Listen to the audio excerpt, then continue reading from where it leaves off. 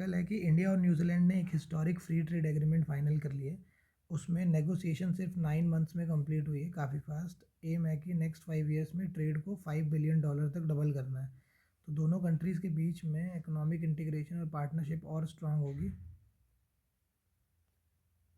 फिर यहाँ पे क्या है, स्ट्रैटेजिक इन्वेस्टमेंट। तो $20 बिलियन का यहाँ पे क्या है कि प्लेज लिया गया है, और ये इन्वेस्टमेंट पावर को बेसिकली हाईलाइट करता है, और कि न्यूजीलैंड ने $20 बिलियन इन्वेस्ट करने का प्रॉमिस किया है इंडिया में। टाइम पीरियड इसका 15 ईयर्स का है, ओरिजिन का। और फोकस एरिया है इसका मैन्युफैक्चरिंग, इंफ्रास्ट्रक्चर और स्पोर्ट्स डेवलपमेंट। ये 3 एरियाज है जहाँ पे ये फोकस करेंगे। और यहाँ पे लास्ट 25 सालों में अगर कंपैरिजन किया जाए तो 75 मिलियन इन्वेस्टमेंट हुआ है। सो ये एक मैसिव जंप है। और यहाँ पे क्या है, ये कैसे इंडिया के लेबर इंटेंसिव एक्सपोर्ट्स को बूस्ट करेगा। तो इंडिया एक्सपोर्ट्स को जीरो ड्यूटी का एक्सेस मिलेगा, और उसके की सेक्टर्स क्या क्या है, जैसे टेक्सटाइल और एपरल। जैसे 1057 टैरिफ लाइंस पे जीरो ड्यूटीज़, और गारमेंट इंडस्ट्रीज़ को बिग बूस्ट मिलेगा। आर्टिशंस और फैक्ट्री दोनों को फ़ायदा मिलेगा। और इंजीनियरिंग और ऑटोज़ पे टैरिफ रिमूव होने से इंडियन इंडस्ट्रियल एक्सपोर्ट्स जो है वो बढ़ेंगे। तो इंडिया के फैक्ट्रीज़ और वर्कर्स को ज़्यादा ऑर्डर्स मिलेंगे। तो ये न्यूजीलैंड के एक्सपोर्ट्स के बारे में है कि इंडिया ने 70% टैरिफ लाइंस पर लिबरलाइजेशन दी है, जिसमें जीरो टैरिफ आइटम्स कौन कौन से हैं, wool, sheep meat, coal for industrial use और वुड एंड टिम्बर। फिर है हमारा वाइन, एवोकाडोस और परमिशंस, ये हमारे प्रेफरेंशियल एक्सेस हैं जो कि कम ड्यूटीज़ लगाई जाएंगे इन पे। तो मतलब इंडिया कंज्यूमर्स को high quality New Zealand products controlled manner में मिलेंगे।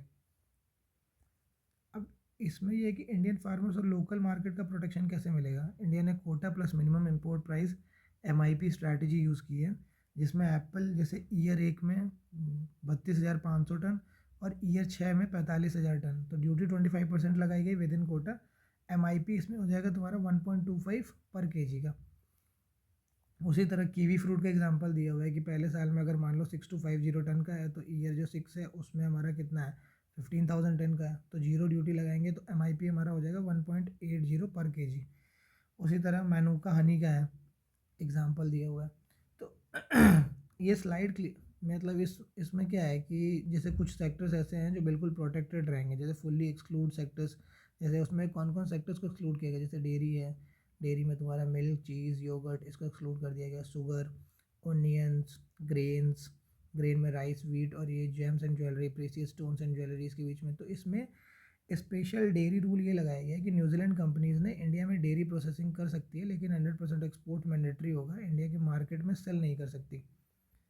ये पीपल टू पीपल कनेक्शन पे है कि कैसे सर्विसेज और पीपल टू पीपल को कनेक्ट करना है। तो 5,000 temporary entry visa for the skilled professional IT, engineering, health care को दिया जा रहा है।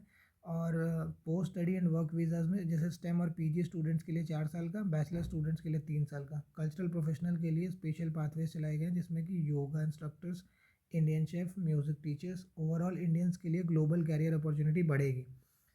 फिर यहाँ पे landmark for the gender equality क्या है। तो ये इंडिया का सबसे first women lead trade agreement है। चीफ नेगोशिएटर से लेकर गुड सर्विसेज लीड्स तक पूरी कोर टीम वुमेन थी। तो बेसिकली इसका मैसेज ये है कि women leadership in global economic policy. ये PM मोदी के broader women centric development vision को रिफ्लेक्ट करता है। और यहाँ पे FTA का रोड मैप है, जहाँ पे ये बताया गया कि लीगल स्क्रबिंग जैसे नेक्स्ट 2-3 मंथ में होगी। ऑफिशियल साइनिंग हो सकता है मिड 2026 में एक्सपेक्टेड की जा रही है। रेटिफिकेशन न्यूजीलैंड पार्लियामेंट में अप्रूवल किया गया है। एंट्री इनटू फोर्स जैसे साइनिंग 6 से 7 महीने बाद होगी। और यहाँ पर इनोवेशन और MSME की बात की गई कि इंडियन स्टार्टअप्स को ओशनिया मार्केट का एक्सेस मिलेगा।